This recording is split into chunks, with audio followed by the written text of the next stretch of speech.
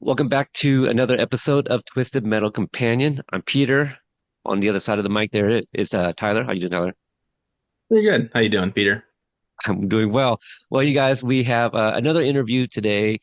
Some of you may know her as Flower Power on the television show. I think Flower Power, right? Is that right? But on the television show Twisted Metal, we're joined by Diany Rodriguez, who plays Amber. How you doing? Hi, I'm great, thank you. I'm cold, which is why I'm wearing I don't know, I'm in my own home. I can heat it however I want. I just refuse to. Yeah. Well, if you don't mind me asking, like, what is the temperature right now over there? About 40s in the low 40s.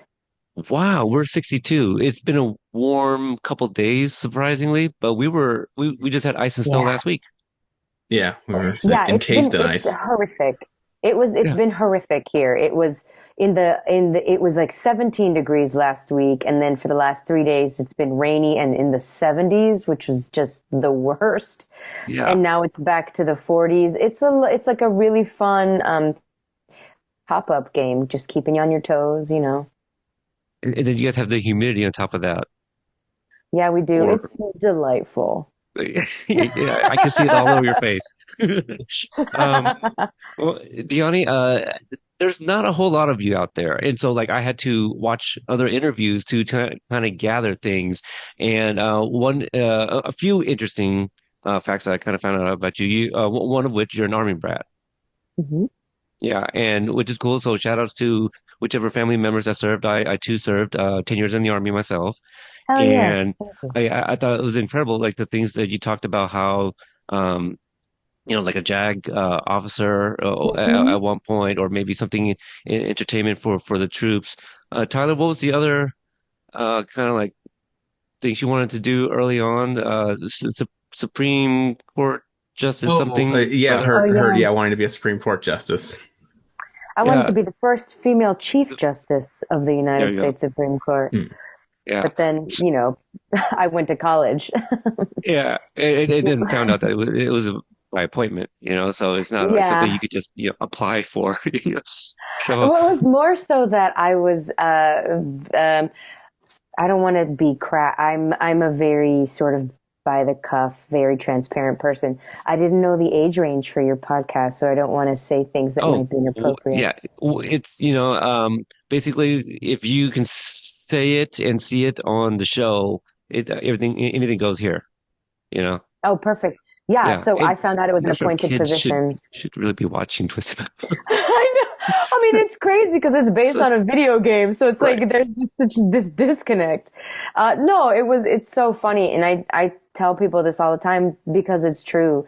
I wanted to be the first female Chief Justice of the United States Supreme Court, and then when I found out it was an appointed position, given my propensity for like bullshittery and like super like I enjoy fighting, whether it be for myself or fighting other people on behalf of equity. I knew that that would be a hard uphill battle, and plus, I went to college to like find I don't know myself and many penises. So there are videos, I'm sure, everywhere. There's just going to be very difficult to be appointed a position in the high court. Now, so I know that a lot of like kids who were like military brats, like they moved around a lot. Um, what was kind of like childhood like for you? Were you able to kind of adapt everywhere you moved? Did you move a lot? And a lot of kind of just your history when you were younger. We did move a lot, but thankfully we sort of stopped by the time like it stabilized for just in time for me to sort of start elementary school. I went to kindergarten in Germany. I know. So I was born in Puerto Rico. I was born on the island, and then my parents left and went to. I think I might have them. I might have the order wrong, but before I started, maybe first or second grade, I had been to um, Kansas, Korea, Stuttgart, and mm, I can't remember the other. It's going A great. lot. That's already a Yeah, a lot. lot. Yeah. I Yeah. even I was stationed in Kansas for a year, Fort Riley, Kansas. So were So, we. That's where we were oh, stationed. okay. Oh, Yeah, interesting. Yeah. Yeah. See, so yeah, I was there just we would go out to Manhattan because that's where, your nightlife kind of hmm was, the bars and stuff like that. So hmm awesome. And so now did you get the performance bug kind of like early on? Because you're also in the theater. Um, I know that you've yeah. been a part of some productions. It's funny. I didn't. I mean, it's all relative. But I know a lot of my friends, and you interview other famous people and their interviews that exist out there in the world. They're always like, "Oh, I always wanted to do this," and I feel like for me, I started relatively late because I just always thought I was going to be in the military, so it wasn't even a thing that I thought was possible for me. And for people of the global majority, we don't generally see ourselves as full 360-degree humans in media. So the thought that I could, make a living playing pretend was insane. And like just a child of immigrants and a person of the global majority and an army brat, like my whole family was army, and then my uncle, I think, is the only one who betrayed us and was in the Navy. Um, but How my dare whole he? family, I know, my whole family is military. So that was just what I was going to do. I was going to be a JAG officer in the military. And then, I wanted to be a chief justice. I was like, oh, I could go higher than JAG officer. And then, I just didn't. But no, I didn't. Um, I assumed because I thought that this was how the world and jobs worked. I was like, the soldiers show comes to town like every year. Maybe I could do that between cases. I thought that's how it worked, and that is not how it worked. But it didn't matter anyway because I just kind of um, the law and just case study and in general, arguing from my point of view for the greater good came very easily to me. So I just thought that that's how it would be. I was like, I'll just wrap up this case and I'll go and do a soldier show and then I'll start another case and it'll be fine. But I didn't really think that this could be a viable career or even start it in earnest until after college. So after college, or even it's just kind of that time period, what was it? What was that switch? Well, was there, what was the inspiration? Did you watch something, or were you a part of a production that kind of made you go, you know what, this is what I actually enjoy doing? You know what's funny? So I moved. So after I decided I wasn't going to be a JAG officer, I was like, well, I would love to, because I still want to have a life in service. So maybe I can work for the State Department. I'm bilingual. Maybe I can get stationed in, a Spanish speaking country. And that way I can serve, like I can serve my country, I can serve the people. And so I moved to New York after college because I had a lot of friends who had moved to New York after college. I had family who lived there, and that is where you take the State Department test. So I moved to New York with the complete idea of taking the State Department test, and they only do it once a year, so I'd have to wait it out a little bit.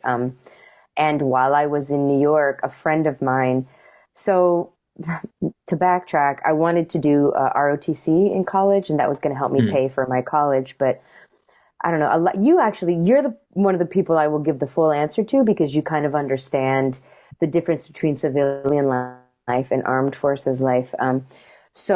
Like I said, my whole family is military, and I'm talking like 20 years in. My grandmother retired in E8 in the military. Okay. Yeah, everyone, and like proud. Now I have a very complicated relationship with the military-industrial complex, but I still have always wanted to serve. So I was going to do ROTC, and then the Clinton administration was in the White House during that time that I was going to go to college, just balance the budget, which entailed cutting a lot of the defense spending, which meant a lot of bases got cut, which meant a lot of benefits got cut for retirees and for active duty military. So my grandmother took me aside and was like, "Hey, I love the Army. Our whole family is in the Army, but it is not the Army I joined. It is not the Army that grabbed my heart, that helped me, create a life for myself. So I will support you if you will do anything but that, because you will not be afforded the same benefits that I was afforded. So the summer before I started my freshman year, I had to scramble to get money to pay for college because I was like, oh, okay, so I'm not going to do ROTC. So I quit that. And I went, I had a campus visit at the University of Alabama, Roll Tide, which is where I ended up enrolling. And I literally sat down with the course catalog and was trying to figure out ways to get money.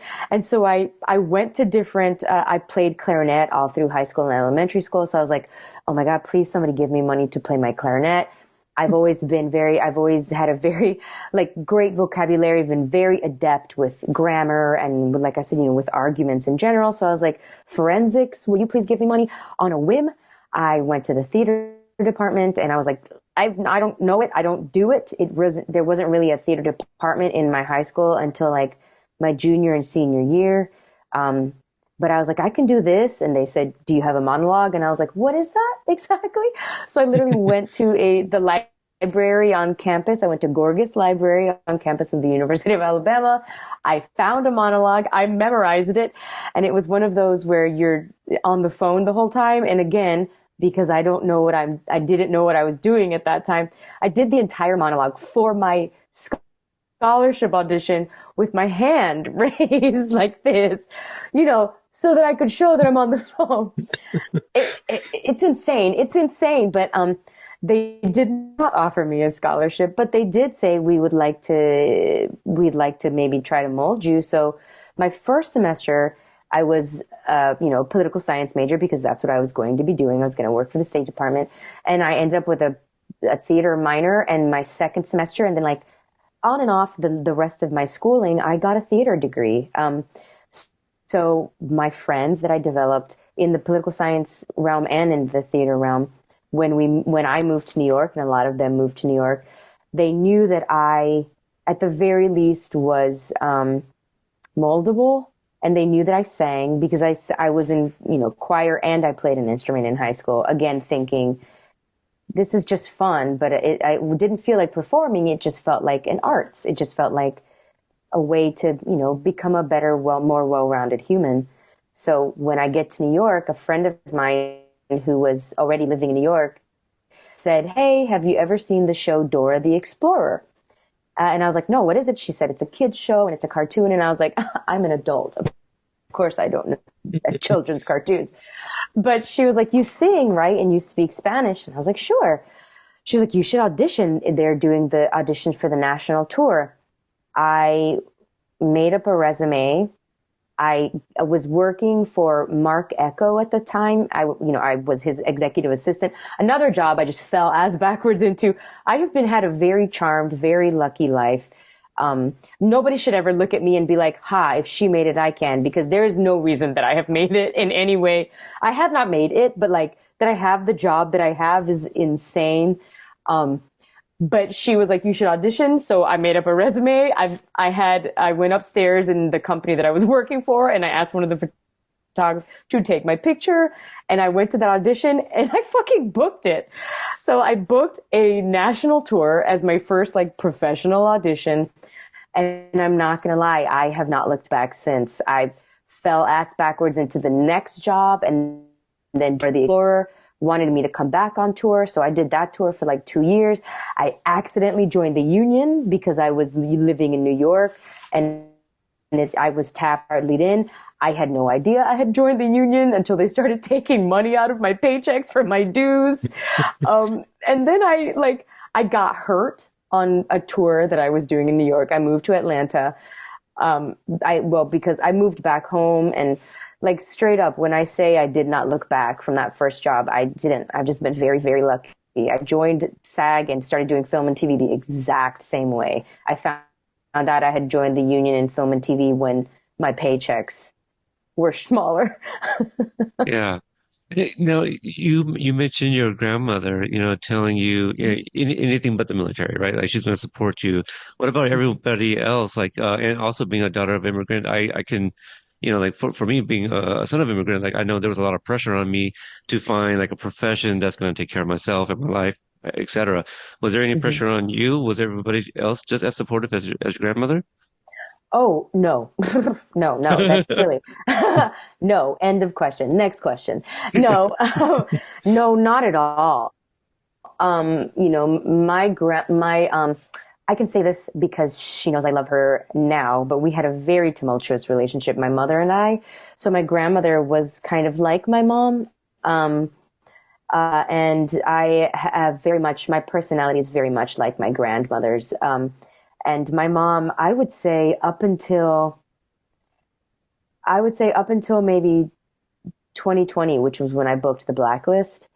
Up until then, my mom would, every time I would finish, mind you, I've been making more than my mom for like the decade.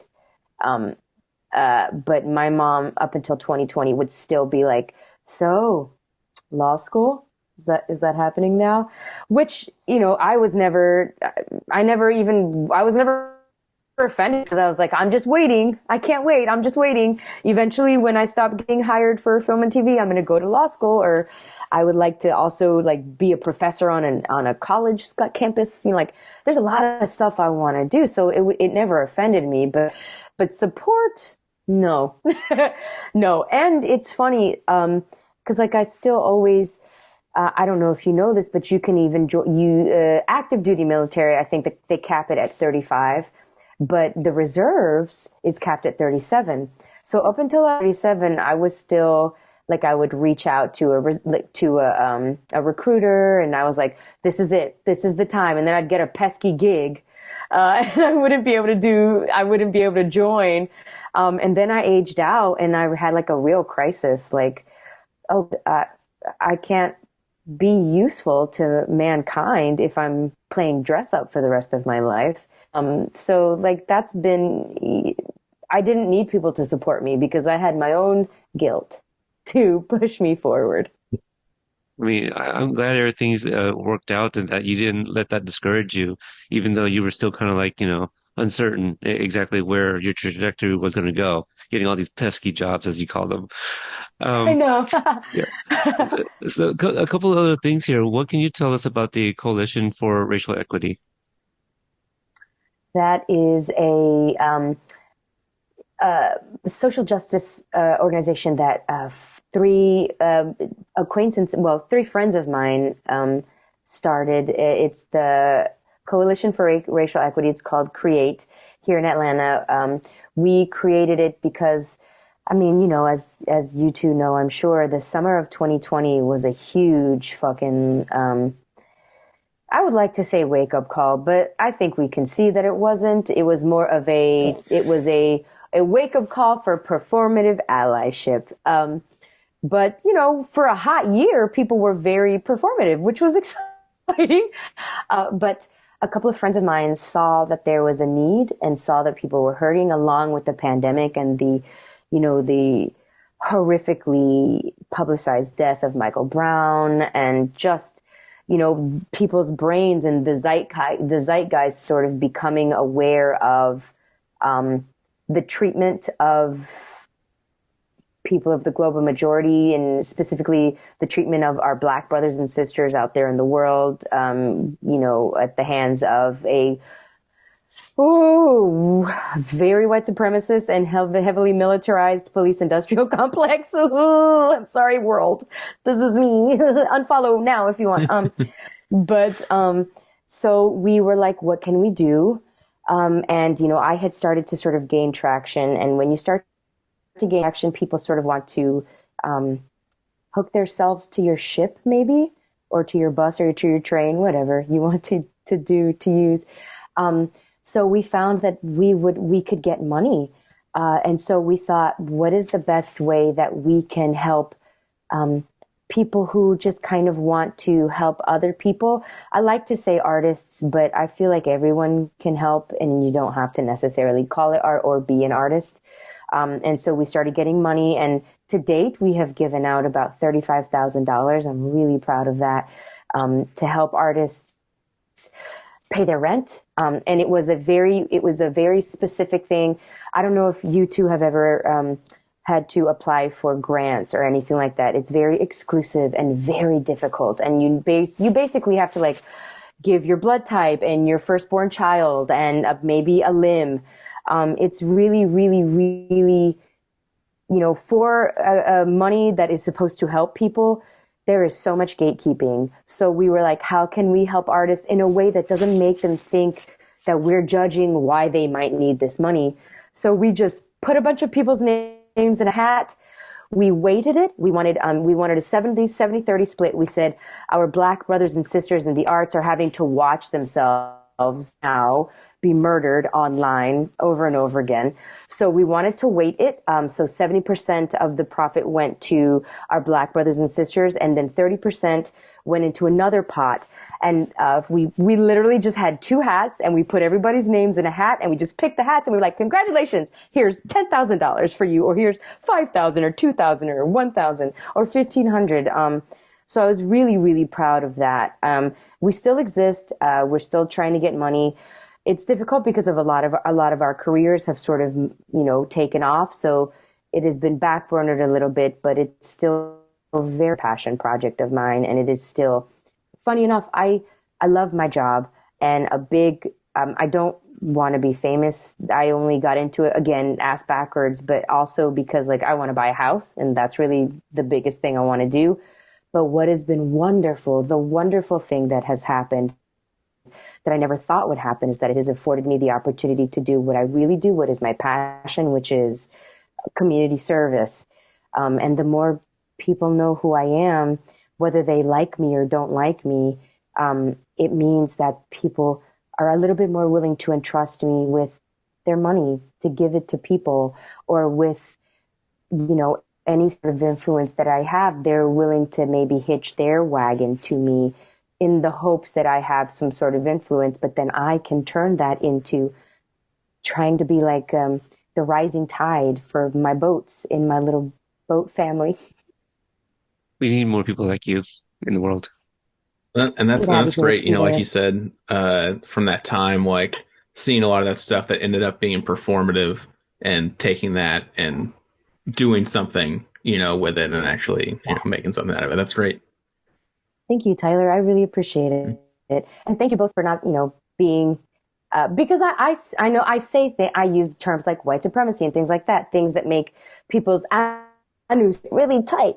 Like you'll see if you're talking to them, like their butthole will get so tight they like raise up 2 or 3 inches because they're so like flexed. So thank you very much for being so kind about it, and even if it made you uncomfortable, not showing that it made you Oh uncomfortable. no, yeah, it's something that is not talked about enough, and it has to be uncomfortable, to Absolutely. to get through it. Yeah. Yeah. I mean, it's a serious matter. There's no joking about it. So yeah, be serious and, kind of face it head on. Something that I couldn't find a lot of information on. What is Criteria Entertainment? Well, what a good question. I have no idea. You're not tied to that. Okay.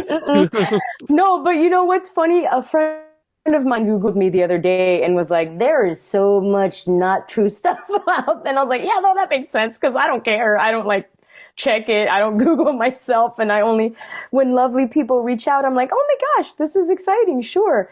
But I'm not, like famous. So whatever people make up will go and will maybe die on the internet. I don't know. I don't know.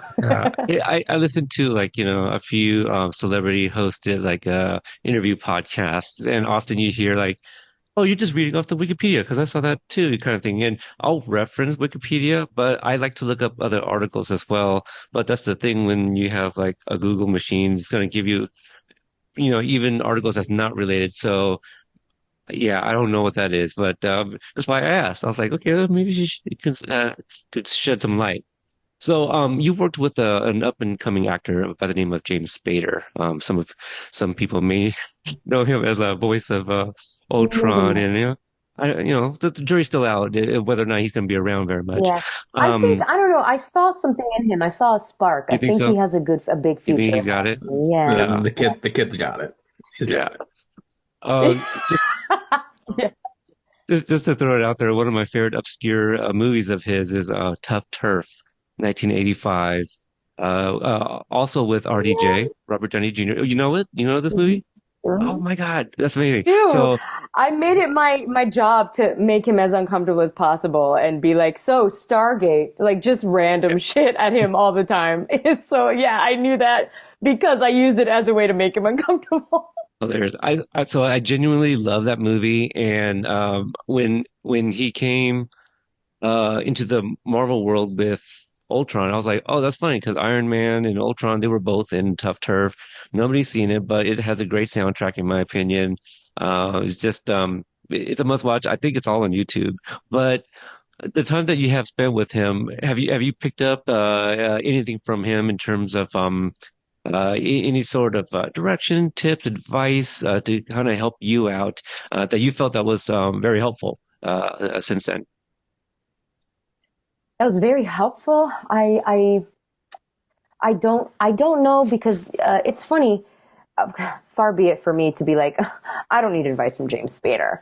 But He's a newbie. I mean, what is funny is that I know, yeah, like who what even can is he that? Am I saying that name right? Am I saying his name right? being a spotter or I Spader. spotter? It's It's Swedish. French. Yeah, French is even Spade. better. Spade. What is funny in working with him is I realize we are both from very different generations, and we are both um, we just have different goals, and we are very different people. Um, what I did, I picked up things as far as sort of the way you want to, the kind of atmosphere you want to create on a set. Those kinds of things, absolutely. It's very difficult. I mean, honestly, being a woman, it's the your world is really different on set. Depending on if you're a woman versus if you're a man, I could be number 3 on the call sheet, and if there's a man and he's number 10 on the call sheet, I can guarantee you he will be more respected on set than I will, and he will be less questioned on set than I will, and I will have to be much more careful about the way I speak than he will have to be. But in watching him, I did become, um, I got a good big brass set of ovaries from him, which was very exciting because I don't know if a lot of people have spoken to you two lovely gentlemen about sort of the caste system on set.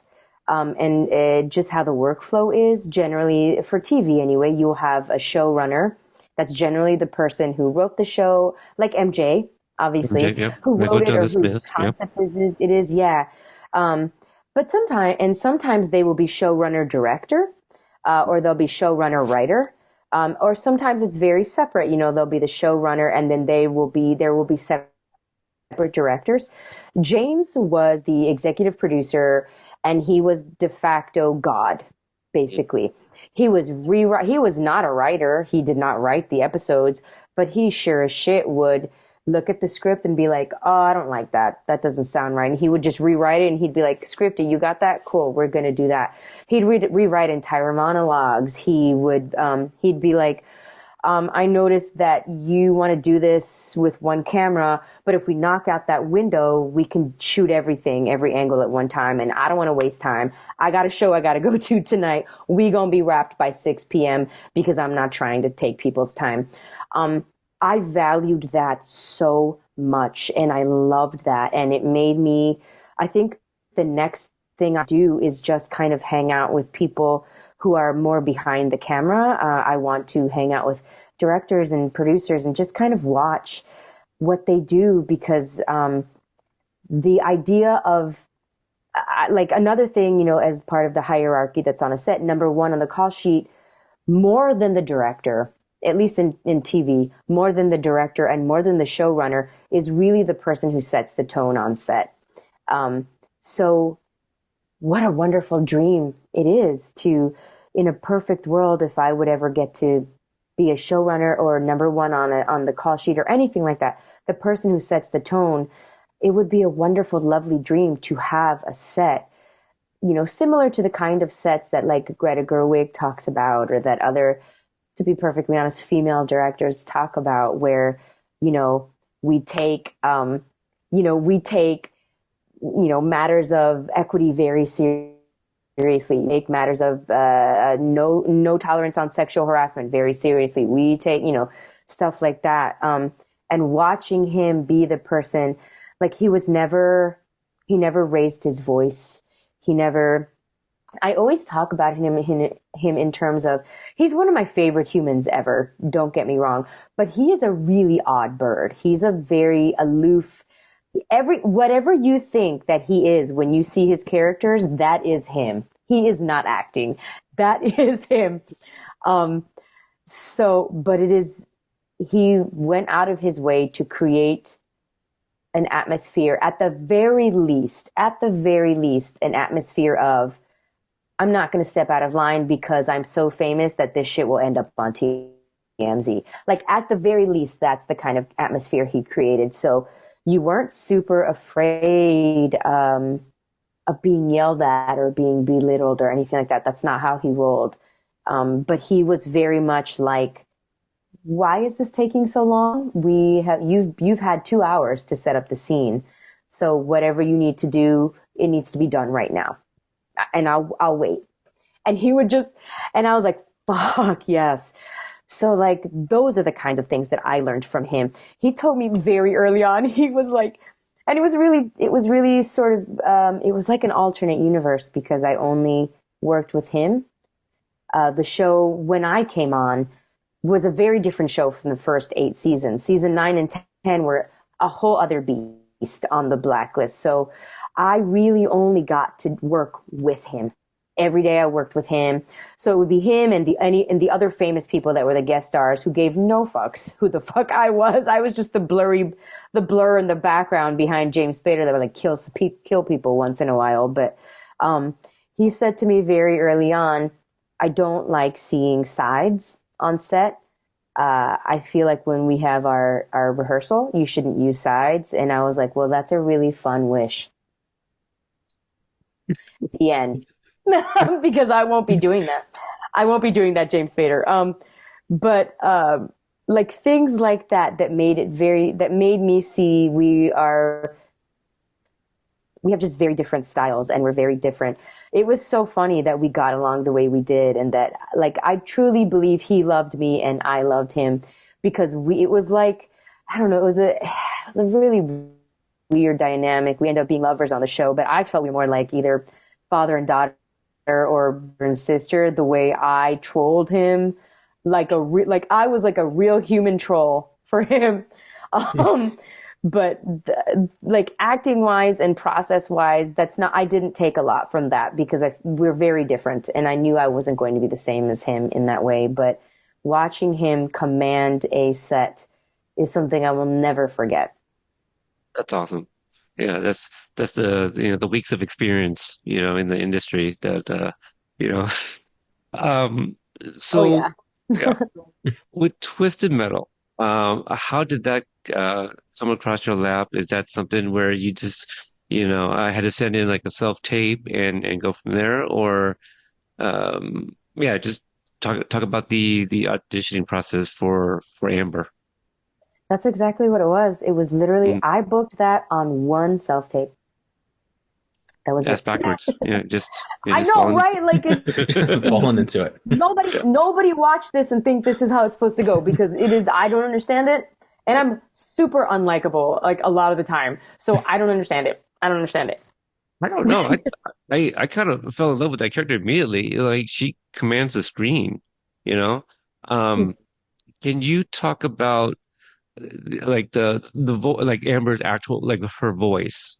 What was that something that you came up with, or is that something they already had in mind for the character?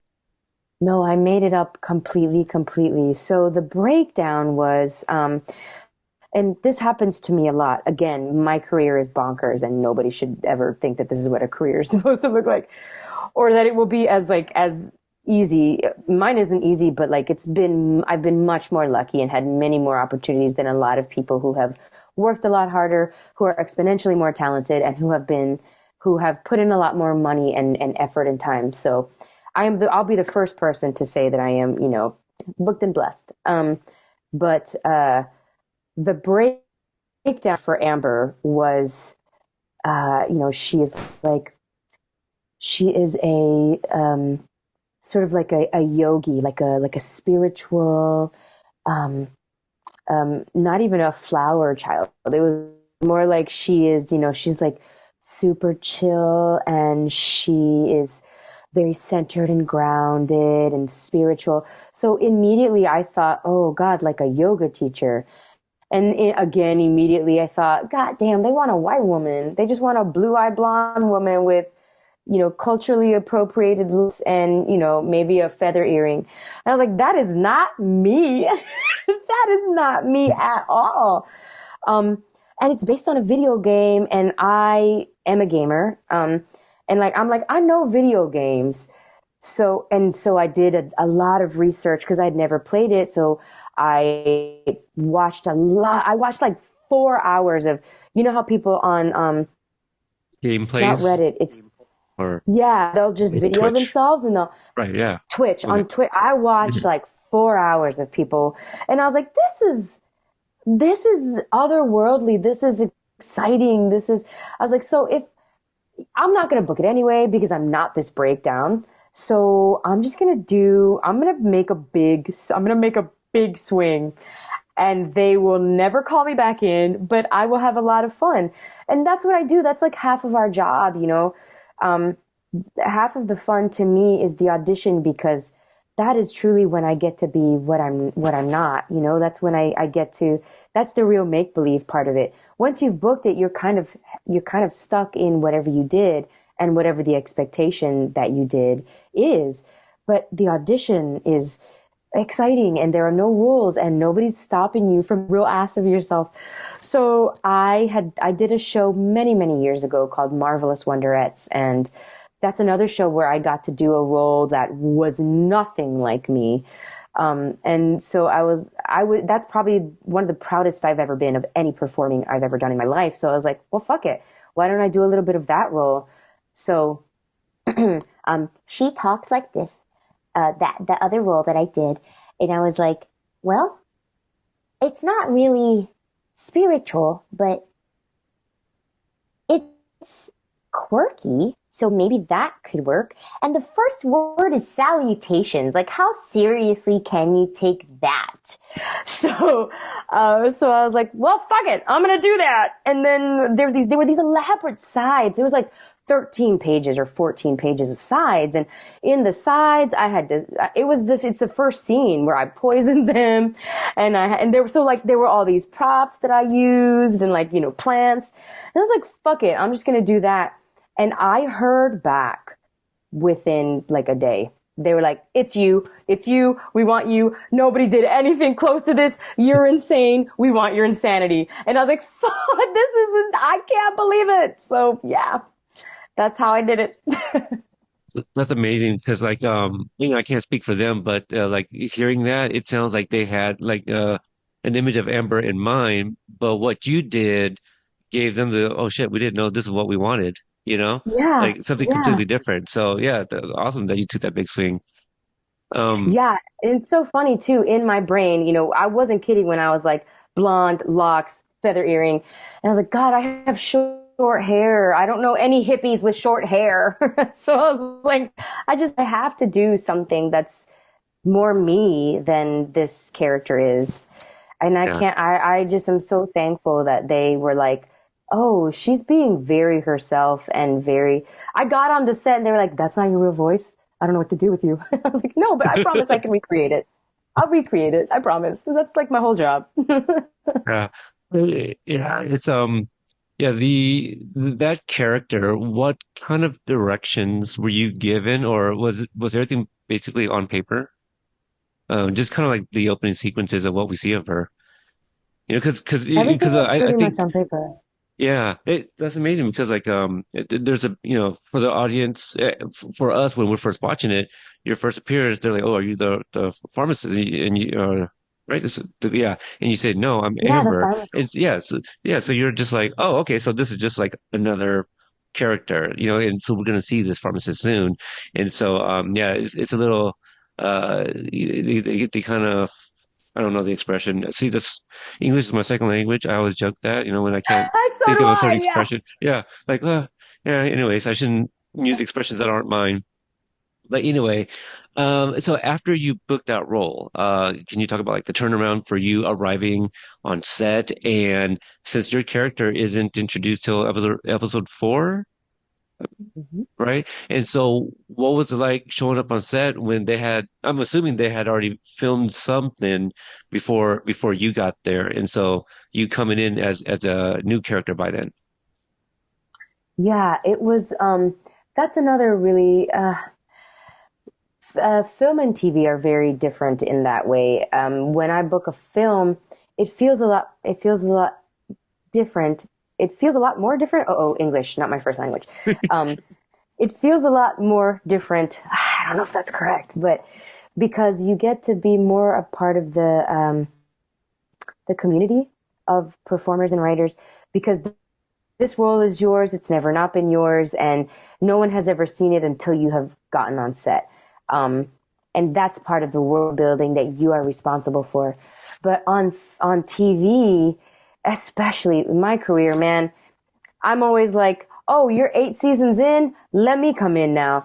So it's always very much like I'm an interloper, and there's always that weirdness because everybody else has a pre-existing relationship. And um, here it's different because I'm very comfortable and I'm in my home, and there's only two of you, so I don't feel super overwhelmed.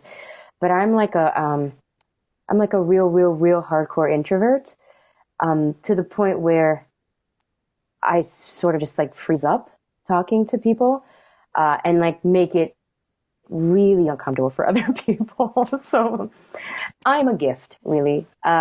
But it's really, it's not helpful when you are, trying to be a grown up and trying to do your job and trying to create, do your part of the world building. But so when I got onto that set, everybody had already been there for like a month. And it's not as though, again, it's not like I'm working with other people who are relatively more on my level. I'm always working with like these insane, like very famous people. And you're like, oh my God, I don't know you. You've been here with everybody else already for a month and they're all famous. So y'all have like a shorthand, and you're not afraid that I'm going to ask you for all the pictures, or I'm going to like out you for doing something weird on social media, or God forbid I look you in the eyes. Like there's always that weirdness because you don't know how the fami are going to react to the peon having conversations with them on camera. Um, so it was weird because my first fucking day, I'm with, Stephanie Beatriz, who just fucking did one of the biggest Disney movies in the history of Disney movies, Encanto, and Captain America. It's like, oh. And I'm like, hello, I'm awkward. Please don't look at me. I'm flop sweating. I'm going to go sit in the corner. Like that's what it's like. I wish it were a cooler story or I were cooler, but that is what it, plus this is a fun thing that you did not want to know and you didn't ask me, but I am 42 and have been perimenopausal for 3 years now. So I was on hot flashing and I would be like, hello, nice to meet you. Oh, I'm so sorry. Please. I'm sorry. I have to like, there were crew members who were in charge. I had like 3 fans on me at all times. I had an ice vest. So not only was I like at my sexiest, I was also dealing with like, we were in Swamp, New Orleans. They had all been together and they were best of friends for a month. And here comes this fucking bridge troll trying to be cute. That's what that was like, Peter. So happy you asked. I mean, hey, in that world, that's in. That's the style. Mhm. That's Amber would be the big move for a lot of people, I feel, especially Absolutely. the holy man and whatnot. Yeah. I will say, going to your other question, I did say it was all on paper, but it wasn't, to be perfectly honest. MJ said almost immediately, oh my God, you're incredible. I love your work. Your audition was insane. And he rewrote the character to be more in line with what I brought in the audition. So I say that it was on paper, but it was on paper based on what I brought. And he was so like, man, I fed off his energy. My first episode, it was really fun and like, it was a really fun like BTS moment that, exclusive to Peter and Tyler. Um, because the director who directed my first episode was not Katao. It was a woman, and I cannot remember her name. No offense, ma'am. You are beautiful, Jude? and yes. Oh, That's another Jude. thing. Okay. Yeah. Because I'm such an intense introvert, I make it my business to not know anybody's name and to not speak to anybody because, like, quite literally, I break down. I'm just not good at it, and then people looking at me and talking to me makes my anxiety even worse. So I just don't know people's names. That way, if somebody's talking to me, I don't have that anxiety of, oh my God, this is the director. Oh my God, this is the showrunner. Everybody is another actor talking to me, or wardrobe, who I feel a little bit more safe with because they're generally nicer to me than famous people, which is really sad. But to me, everyone is wardrobe.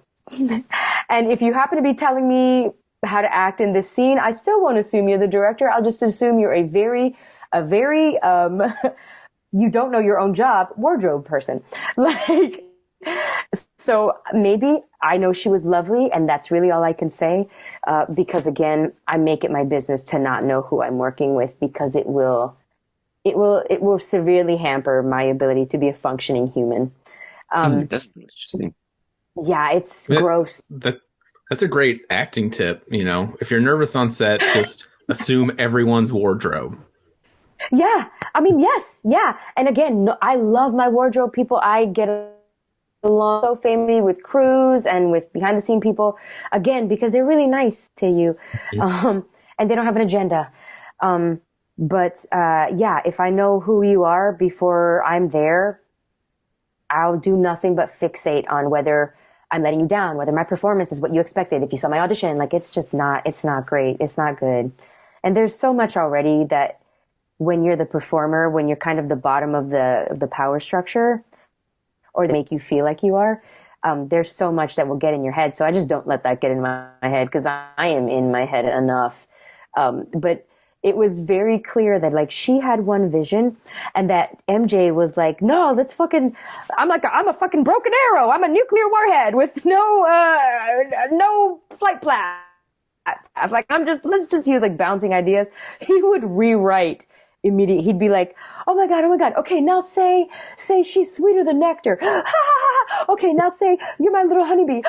It was incredible. So like MJ and I don't know if he would say this, but I loved him from the beginning. Like I wanted him to be my best friend.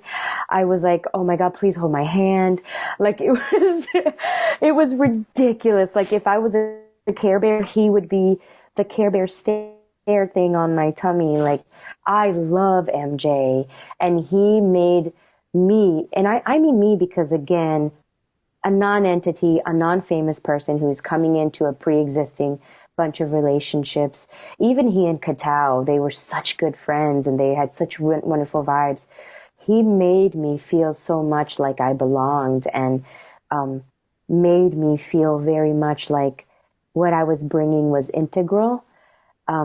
That I will always be indebted to him for making me feel like the art I was creating on that set was very much part of the world building. I don't even remember your question, but that is where I'm staying. Yeah. I think you answered it and then some, yeah, to be honest with you.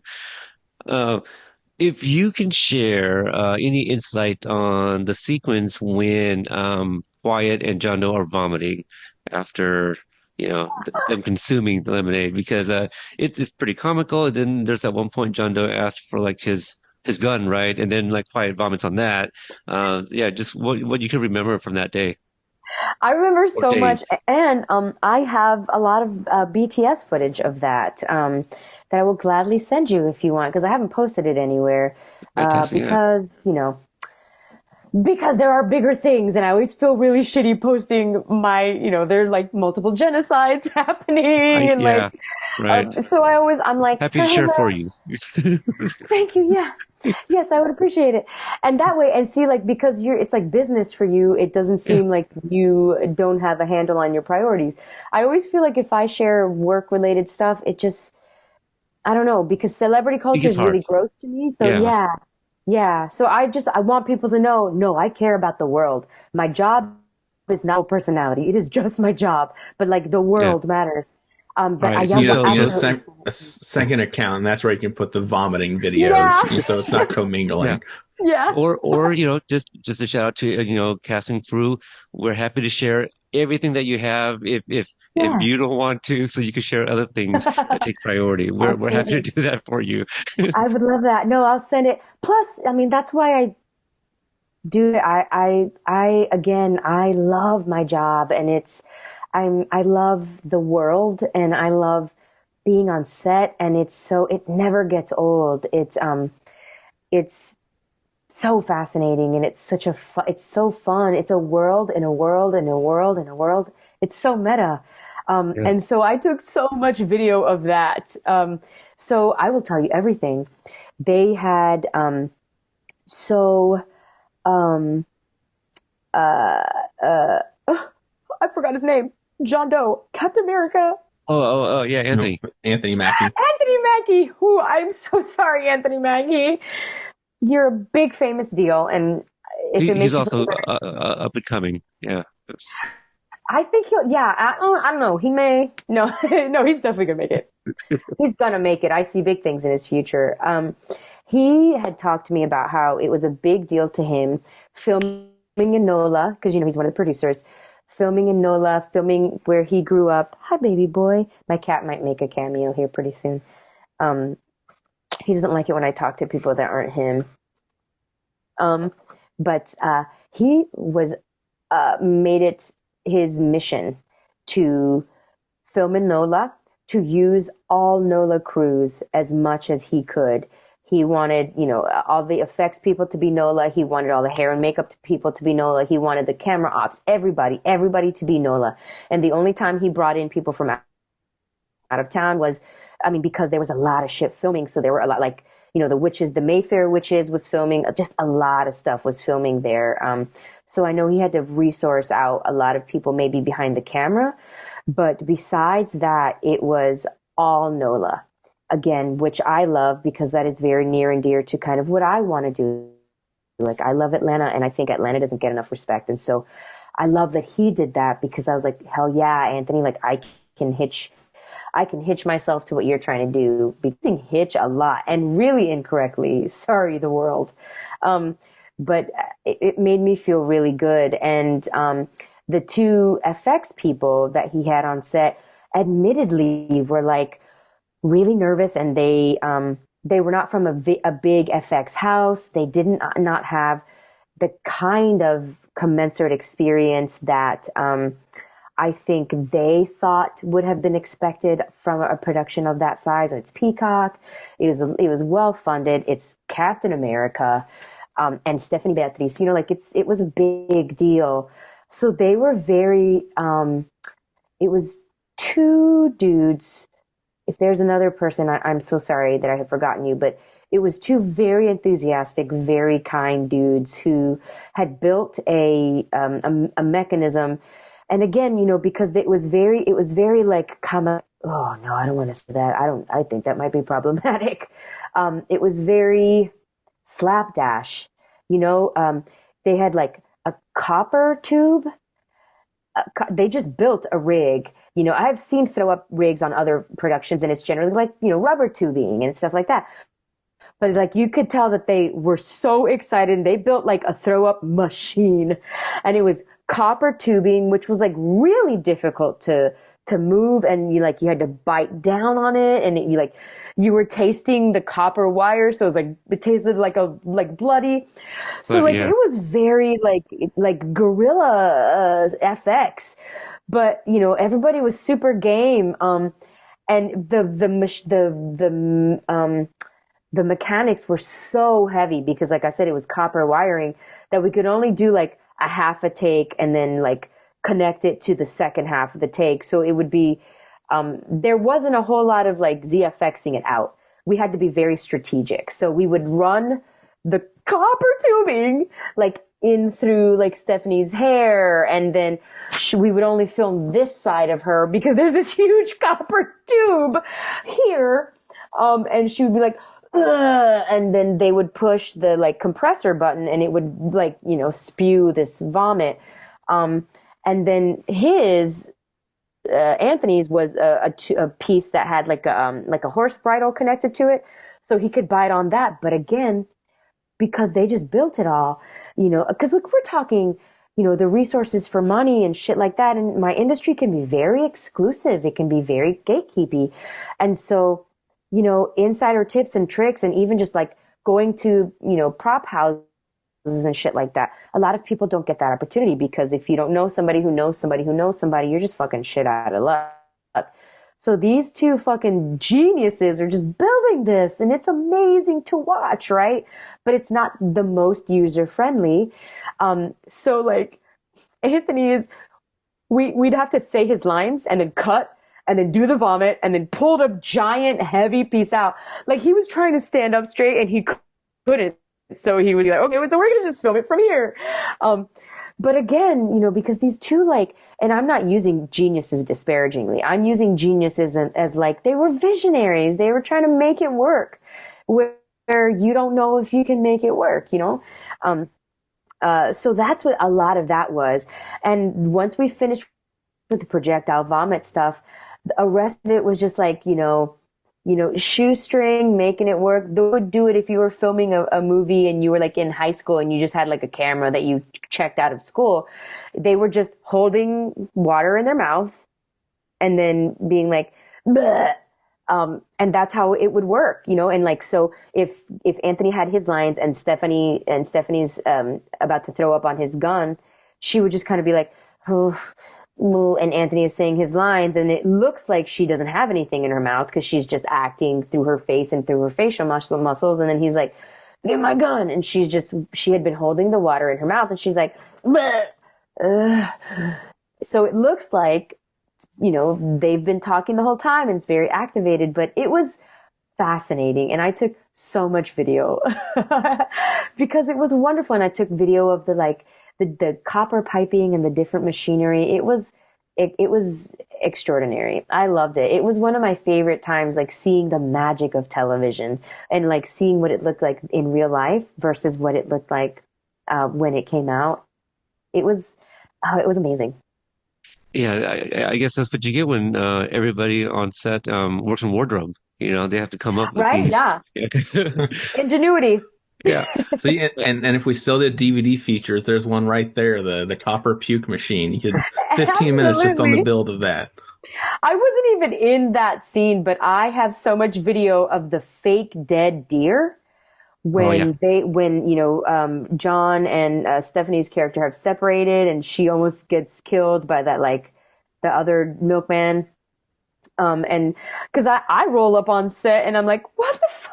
There's just a dead deer. And I was like, what is happening today that I didn't read or see? And I just took so much video of that, and like the stunt people driving the car up, and then the deer, and then Stephanie popping out, and you can hear MJ being like, okay, now yell. Okay, now say fuck. Okay, now it was extraordinary. It was wonderful. I guess I didn't ask this early on, but when the show came out, the writer strike had happened, right? And then not too long after we had the actor strike. Can you kind of go back real quick and first off, like when the show drops, what's the reception? What was the reception like from like friends and family that were contacting you? And but also like kind of what you were going through with like a brand new release that you couldn't promote. Um, I'm not gonna lie, like this section of the podcast is about to get really gross and actory. Now, please know, I know that my job is fake. It's totally made up. It's not real. Um, but this particular opportunity for me was such a big deal for me just because um, I do this job, one, because people keep hiring me, and that's wonderful. But I also do the job because it doesn't feel like work, and because I am such a painful introvert is like the best way to say it, and like super nerd. Like I play D&D, like super nerd. And was a nerd all in school, so like not very cool and super nerd. So like that's like basically I'm slang ND. That's basically how we can describe me. But Sounds this like a rapper job, name for you. slang and D-slanger. Wow, that felt weird. But I do the job. Well, I keep doing the job also because people hire me, but because it allows me to be like cool versions of myself, people that I would never be, that I just I don't have access to in my regular life. It allows me to speak in ways that I've never spoken to people. It allows me, like, I'm a different person. When I'm talking social justice stuff and activism, that's different. I light up. I'm so confident. I'm a whole other person. But when I just have to be me, or when I talk about my job and things like that, I'm very unsure. There's just a lot of imposter syndrome. And so getting to do this job and getting to be people who might be cool or who might be badasses or who might, wield two guns and murderize, it's super awesome.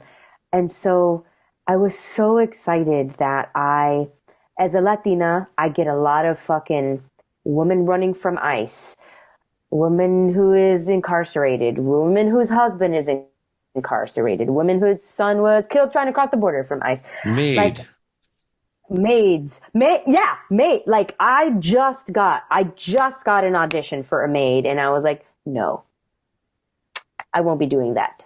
And I have never done it. I've never done it. So why would I start now? But I was so excited. Like, I don't know how often you have spoken to MJ specifically about Twisted Metal, but we had an encounter at the wrap party because I loved him, but again, really, really awkward, and also I'm also very cognizant of the different power structures. And if you can offer me a job, I don't want to talk to you because I don't want to make you feel like I'm angling for a job. Like, I earn my shit. I piss enough people off via my social media and on set, because like if some shit goes down, I will say something about it, because like I fell ass backwards into this job, and I can fall ass backwards into a different job. My job security is not contingent on me being quiet in the face of any sort of inequity in any way across the board. So I am very aware of the fact that I can either make somebody uncomfortable if I'm calling something out, or I can make somebody uncomfortable because they're just trying to live their life and they happen to have power, but they don't need to be reminded of it all the time. And I've known plenty of showrunners that don't really need or want to talk to the actors on set because they don't want to be hounded in that way. And I am fine not speaking to humans because I'm really awkward, and it makes me feel safe not speaking to humans. So he came up to me at the party and just started speaking to me like I was a regular human. And I was like, "Oh, MJ, please don't please don't do this. You really don't have to talk to me. I totally understand that we are on different parts of the power structure." And he was like, "No, I don't subscribe to that." I was like, "Yes, but I do." I was like, "And, I really, really like you. And I thought you were so wonderful and welcoming. And I felt like I was in such safe and wonderful hands that I don't want to ruin that. And I want to be able to say this to you and not feel like you think there is some sort of ulterior motive." So this is how awkward I am, y'all. I was literally backing away from him as I was saying it. And he had to be like, "You're walking backwards. Did you know that?"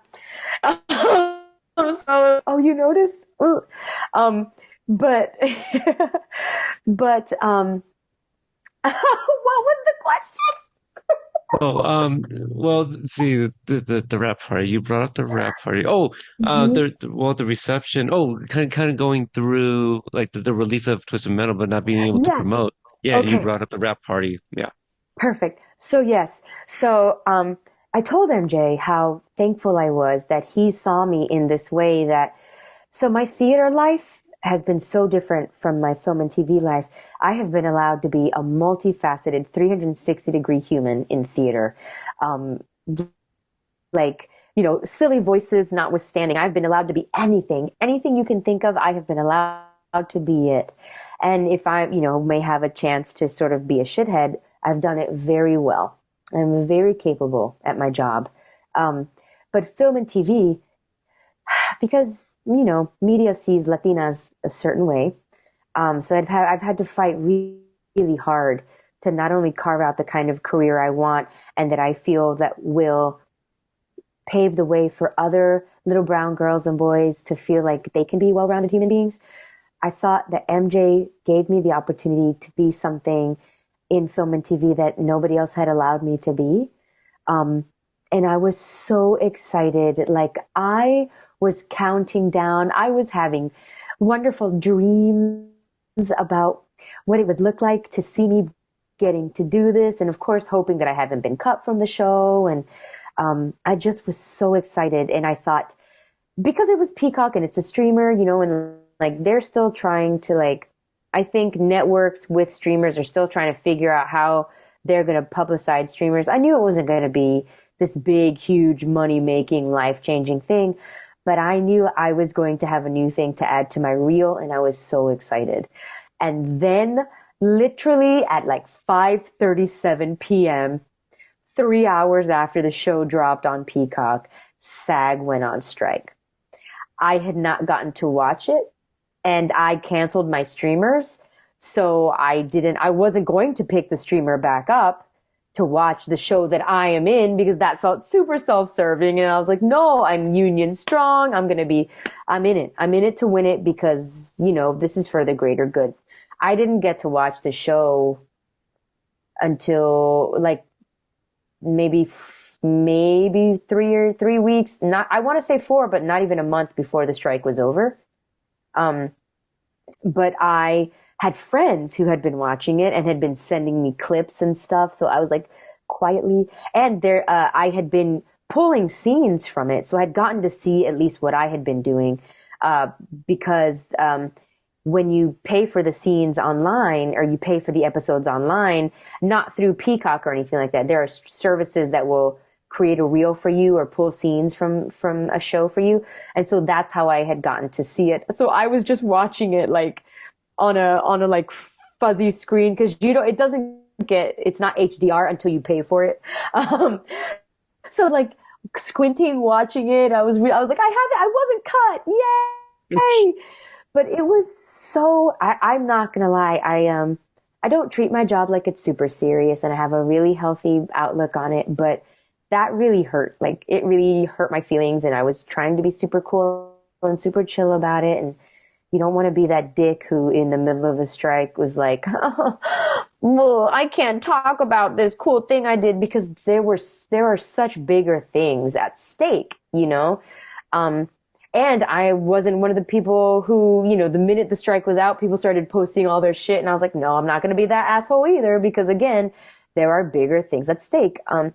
So not being able to share it, not even being able to see full episodes, not being able to, it really, really hurt. And I spiraled a little bit. I'm very open talking about mental health.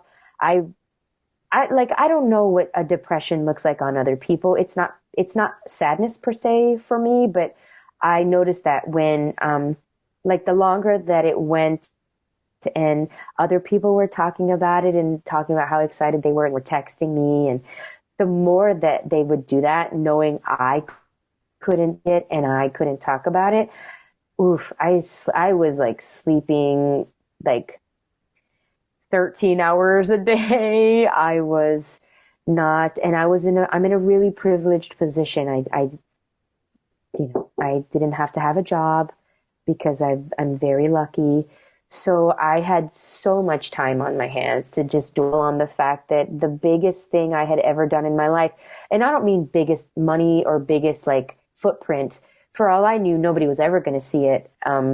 But the biggest thing for me, because I do this because I enjoy playing pretend and I enjoy being able to let loose other parts of me that I don't feel comfortable. So to me, it's the biggest thing I've ever done. And not being able to celebrate it or even talk about it really hurt. Like it really, I'm like even still kind of like, it's still talking about it. Like I get a little pang because I was just like, man, it's such a fun and silly, quirky little show. And there are so many women and women of the global majority. And this beautiful woman that I met, Angel, who played Tinker, whom I love, and we've become really good friends. It was going to be a really awesome opportunity for her. So I really mourned the potential missed opportunity.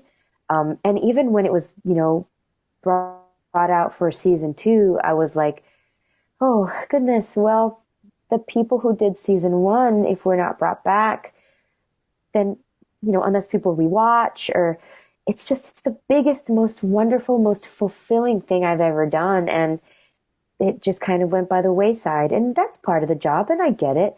At least I wasn't cut from it, but it hurt, and it still kind of hurts. And whatever, again, there are bigger things and I have my priorities in order, but I'm not going to lie and say it was easy, because it was not. No, yeah, and thank you for being so transparent. And think, it's nice to know, to kind of hear these stories, because should something like this happen again, I think having heard these stories, I think the audience, like if there's something that we can do, I think maybe more people would be inclined to kind of help out as well, or kind of do our share to keep something like this alive, and get our season two and more seasons thereafter, So yeah, I'll tell yeah. you, So oh, I'm sorry, Peter. Go ahead. no, no, I was just gonna say, I know there's funds and stuff that people can always donate to that will also help out those that were struggling to make the ends meet, those that weren't on, big shows that they were getting residuals from, and all that. So we were, somewhat keeping a pulse on just whatever we were able to kind of find out there, and it being difficult since nobody could talk about their past or present jobs. We couldn't really get anything except for from the SAG after, like social media accounts, like on X and on Instagram. So I tried, helping share some of those, whatever I thought was, kind of useful for like the fans that are wondering what the hell is going on. Yeah, that was the other thing. I was so excited to be, um, so Walk Dead filmed in Atlanta. I, not a one time, was invited onto that set. I auditioned, but I only auditioned for the show maybe four times. So for all the years that it was here, I didn't even get really the opportunity to be part of this huge, beautiful fandom. Um, because that was another thing that, like, that's another reason I love my job. Because I get to be people that are not like weirdo Diany, but also, yes, is doesn't mean anything and it's not going to change the world. But also, our job a lot of times brings people together in really fun, weird, quirky ways.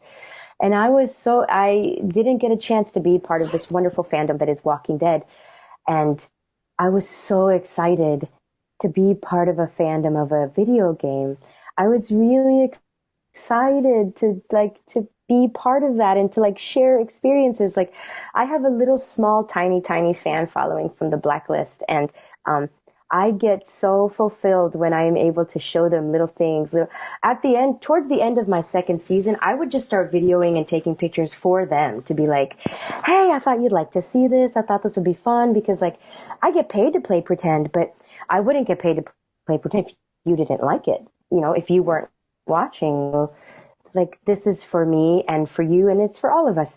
And my first fitting for Twisted Metal, the wardrobe people were like, oh my God, we saw your video, we saw your audition, it was extraordinary. And we immediately thought, they rerouted too. Like, they had this whole thing that they wanted for Amber. And then after, I guess my audition video, because it changed the role so much, I think it was like shared amongst all the departments, that they could be like, oops, psych, it's a whole other thing now. But when I was on set, see, I'm hot flashing now. I'm flop sweating so hard. But oh, it's so hard to pay attention. I'm back. Yeah. They said to me a sentence that and again, as a nerd, I've gone to Dragon Con here a lot in Atlanta. I've never gone to a Comic Con, but I would love to. But they said something to me that was so amazing and excited. I was trying on all these insane, quirky, crocheted outfits, and they were like, yeah, we really wanted to have a character that people could cosplay as. And I was like, oh, oh my God, oh my God, I'm going to be part of a universe. Like I'm going to be a thing and I'm going to get to see people who seek out this. And I wrote down all the information of where wardrobe got all my costume pieces so that in the event somebody slipped into my DMs and asked me where they found my stuff, I'd be like, I know exactly where. Here's where you can find it. Are you going to go to a con? I'm so excited. Please take pictures. And I didn't get to do that either. And it broke my heart. And I was so excited to maybe like, my gentleman caller is obsessed with those pop action figures, the little pop like bobblehead things. And I'm a huge horror movie fan. So we have the little pop Alien, we have the little pop Predator, we have the little pop Freddy Krueger, we have the little pop, because, his obsession is the pop figurines in my movies. And I thought in my wildest dreams, what if there's a little pop Amber? But when the strike happened and nobody even saw it and nobody even knew it existed, I was like, oh, nobody's going to dress up as Amber for Comic-Con because nobody can, first of all, like, nobody knows the show exists. And we can't go because we can't, publicize. And I knew I wasn't going to be invited to Comic-Con anyway. I'm only in 4 episodes. I don't even know. But I'm not like a main cast member, so I knew I wasn't going to be invited. But like the thought that I wouldn't get to see people in Amber costumes, that also like, boy, oh boy, did that really hurt my feelings. So like it was just things like that, to be part of like a community in a way I had never gotten to be in a community before. Because even Blacklist, there were so many people who were so salty about the fact that I wasn't Dembe. So many people were like, oh, we hate this new girl. Bring back Dembe. And I would be like, I agree. Dembe is way cooler than me. I'm just cashing a check. But that was so fun, to like, people felt so strongly about a character. And I just knew people were going to feel really strongly about Twisted Metal. And then, when it was all kind of like the rug was pulled out, I was like, oh, okay. Well, it felt like a once in a lifetime thing. So now maybe lightning will strike twice and another once in a lifetime thing will happen and I'll get to be part of a fandom. But man, I was like, oh my God, it passed me by. It kind of did, unfortunately, but like just, it's good news that season 2 is greenlit and more people are still finding the show. I've been getting so many new followers from, Latin America. It's Yeah. really, yeah, so yeah, it's picking up and people are tagging me with like clips that they're watching, and if I Yeah. happen to log in and still see that they tagged me, I'll share it, Yeah. and the artwork, there's definitely a fandom there. Mhm. And yeah, I think that the strike just kind of like slowed it down a little bit, but I wasn't sure what fans were going to be like the audience members, and I'm on X, but not too much. But everyone, they love the show. They really enjoy it, and it's a lot of Yeah. great characters.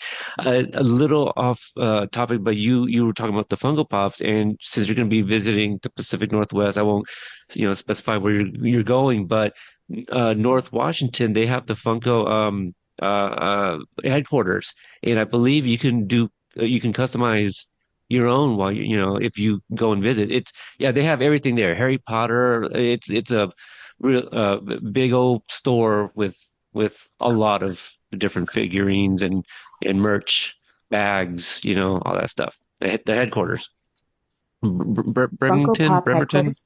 Yeah, it's somewhere up there. You just made up a name.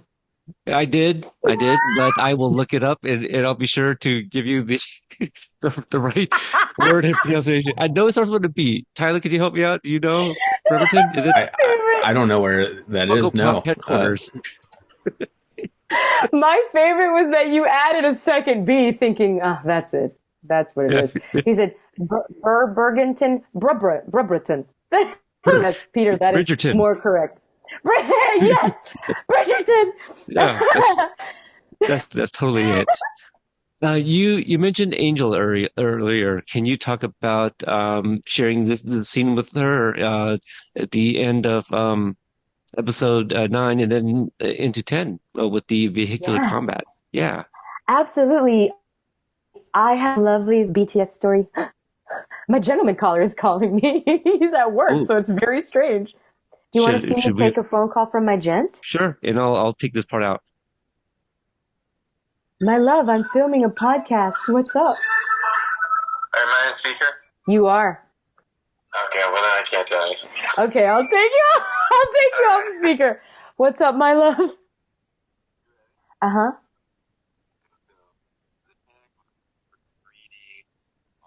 I'm hanging up. I'm hanging up. This is. I love you so much. I can't stand you. Bye, dummy.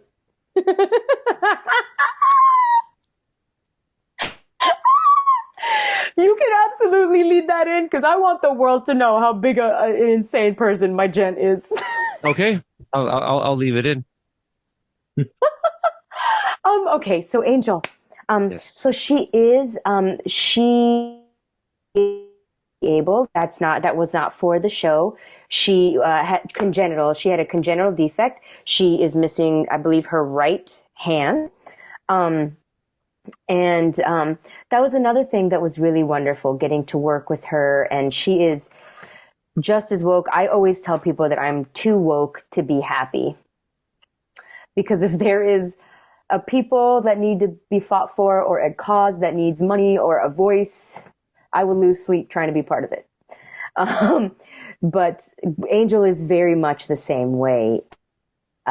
But I had a huge blind spot because, I was very ableist and I had not realized how ableist I was being. Angel helped open my eyes to that. And she told me about how, when she goes on sets or something like that, she will generally be cast. She is younger than me. And I'm 42. And she is significantly younger than me. I don't even think she's like 30. But she is routinely cast as like a war vet, or because, God forbid, casting people and producers and writers do their due diligence and treat, people who are differently abled like they are well-rounded human beings. She gets, pigeonholed in a real specific way. So, it was wonderful working with her, but it was so eye-opening, and it really helped put into perspective a lot of that stuff. Plus, it was really wonderful to see this amazing like movie magic that I had never gotten to be privy to in that kind of way. It was, like harrowing to an extent, but it was also amazing. And I have so much BTS of like the blood everywhere. It's just at one point, I think it was so hot and everybody was so ready to go that myself and Jamie, who plays Watts, who plays my girlfriend, we had Angel and I were like Angel and Watts and I were sort of the last three people to film the last scenes on that day. And I was so bloodied, I kept like sticking to things. So like I couldn't sit down because you'd hear, and it would like hurt. And so I was just like Carrie walking around bloodied from head to toe. And Angel, whose arm is malfunctioning, we're just a mess. Like we're walking around. And I had my little old lady parasol because it was so hot. Everybody was so ready to leave that we were accidentally just left. The whole crew, everybody up and left, and it was just me and Angel leaving this asphalt car, like this asphalt speedway, and we were like, hello? Guys, I can't touch anything. I'm bloodied. Angel is missing a hand. But it was the funniest thing. Like, my God, what a silly and fun and insane, wonderful bunch of memories from that day in particular. Well, it was a group of days, but like that day in particular was incredible. Yeah, it's a great learning experience, and to kind of take it back to what you were talking about, saying about Anthony and how he wanted the crew, everybody specifically from that region. When I interviewed Stacey Perry, the department head for the special effects makeup, she Hmm. talked about developing some some of her own stuff that is probably works best in that climate and stuff like that. So just kind of hiring the crew from that area they can learn from previous mistakes or what have you because of the heat and things like that. So yeah, I think that's all cool, and that yeah, it'll be a learning process for everybody. Um, as we get ready to wrap up, you mentioned how you like to or want to kind of watch people like behind the scenes. Do you have any like aspirations to direct, maybe write episodes, guest direct, but also is there like a Latinx story that you want to tell one day, whether it's producer or what have you? What's funny, I get asked that all the time, but I'm not super creative. Like, I'm not a writer. I'm not, um, I don't want to produce, but I want to enable people to produce. So I think maybe like I could be the money man. Um, what I want is to create a world where, people of the global majority have stories told where they get to be full, well-rounded human beings, where we don't have a movie like Minari that is in English that is counted as a foreign film. Like, what? With American actors. Like, I want that world to not exist. I want the world where in the year of our Lord 2024, the first Indigenous woman was nominated for an Oscar. That world needs to not fucking exist. That world needs to be burned the fuck down, and we should be ashamed. So, like, I don't have children. I have a very small nuclear family, and I'm not going to line my coffin with my money. So the hopes is that I can get the people in my community, my boats, my ship that I would like to be the tide for. If they have ideas and they have things they want to put out there, my hope is that maybe like I can form a collective or like, I really love what Margot Robbie is doing.